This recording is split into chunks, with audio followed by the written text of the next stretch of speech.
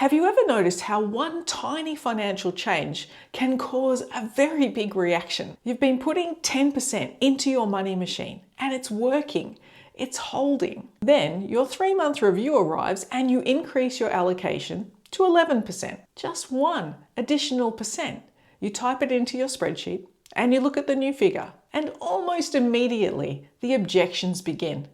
This month is expensive already. You change your savings allocation from 10% to 11%, and suddenly your brain comes up with 17 reasons why you could change it back. Maybe I should wait until the income is more consistent. What if something unexpected happens? 10% was working perfectly well. And most people think this is a reason to set it back to what it was, that the increase must be too much, or the timing is wrong. But what may really be happening is that 10% has become familiar, and there's no danger in doing what you've been doing for a while. It's totally safe. Your system knows how to operate on 10% going into savings. It knows how to hold that line. It knows how the month normally feels. And all of a sudden, 11% feels like a whole new level of demand. And your survival instincts interpret unfamiliarity as risk. Not because increasing it by 1% is inherently dangerous, but it's about where you've become familiar and comfortable. Your financial thermostat is now being challenged. Inside Money River Mastery, we use this extra stretch on purpose. So 10% becomes 11, maybe 11 becomes 12 and a bit, and we gradually increase it bit by bit every 3 months. The numbers move gradually.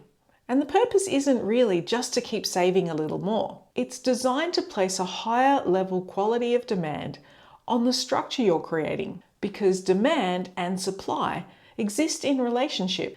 When you consciously increase the demand, you create an intentional vacuum. Now there's a small gap between the old way of doing things and the new structure that you're creating. Most people immediately try to remove that gap. They remove the allocation, they postpone the decision, maybe we'll do it next month, or they wait for more money to appear first. But the true north distinction is this: the tension is not proof that you've just made a wrong choice.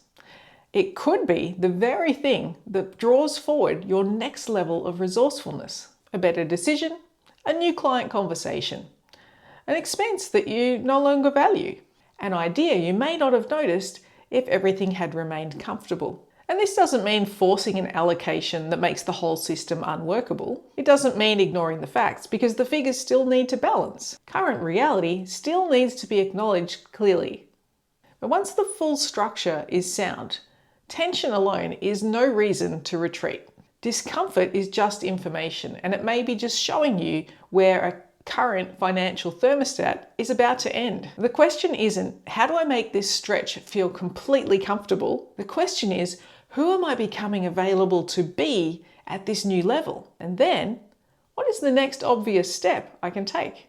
Maybe you notice there's a subscription that you no longer use, or you've actually been ignoring that invoice you need to follow up with a client. Maybe you finally act on that income idea that's been nudging you for weeks. You do not need to figure out the whole path, but you do need to hold the new demand. Stay truthful about the figures and be open to the next clear movement. That's very different from just blindly hoping that the money works out. And you're not abandoning any structure. You're actually using the structure to call forward new expansiveness. Because wealth does not grow simply because surplus appears first. Sometimes surplus grows simply because you made a decision about what matters. And then you allowed that decision to organize what needed to happen next to support it. So when 11% suddenly feels impossible, don't rush to make the feeling mean that the choice is wrong.